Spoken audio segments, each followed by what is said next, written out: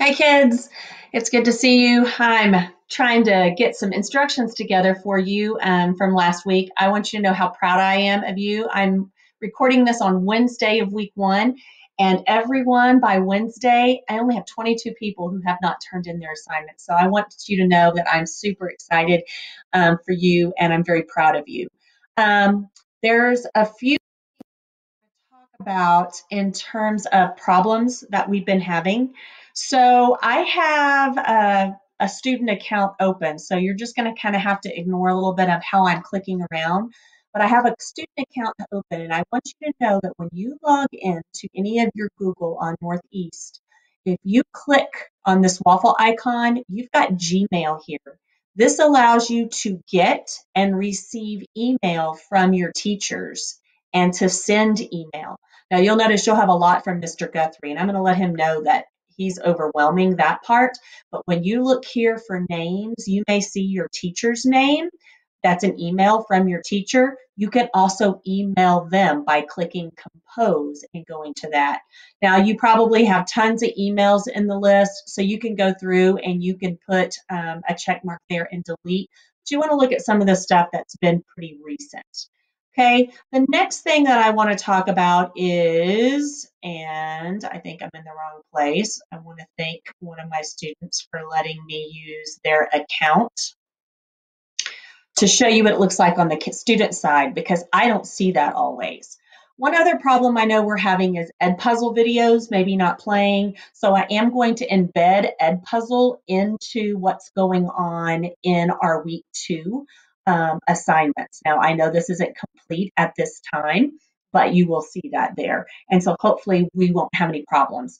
It'll be like doing Edpuzzles for your math class. So check there.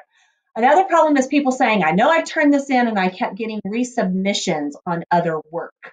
So with resubmissions, let me show you what happens. So for example, let's say you have done this, you're going to have a worksheet that comes on this week, and you're going to click and you're going to actually do a little interactive piece with food webs. And then you'll come and instead of writing with pen, you'll actually type in your answers here.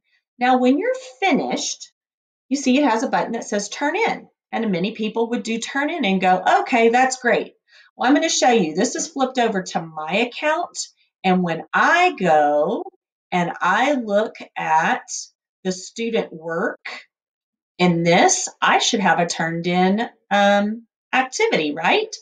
I have nothing turned in. If I view the assignment, I see that it's still assigned to one person, but not turned in. So let me show you what you need to do for that. After you think you've turned something in, you're going to come back to the classwork and the assignment, and you're going to view the assignment and look here.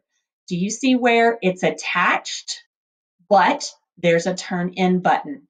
You're going to want to click this turn in button. So sometimes you may be asked to do work and you're going to need to add maybe a link or a file. A link, like when we did our Quizlet flashcards, you would attach here and put it in.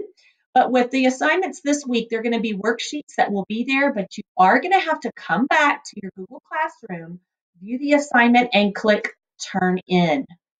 You have that attachment, you're going to turn it in, and now I have it.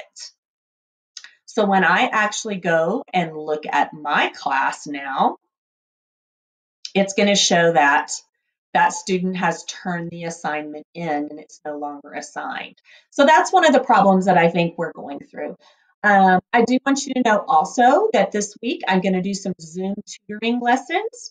And so if you use a computer, you're going to want to go to zoom.us and you'll have to download and run a small file. If you're on your phone or an iPad, you simply go get the app called Zoom Cloud Meeting. And it's pretty easy. You're going to join a meeting by clicking here. And when you join that meeting, it will ask for a meeting code. And you will type in a meeting code. Some of your teachers might also have passwords set up in place, and you might have to put a password in. But when you do that, you'll be able to get into the Zoom meeting. With that, there are some rules. Make sure that you have a quiet place, and a flat background works best, like this, away from parents, television, that kind of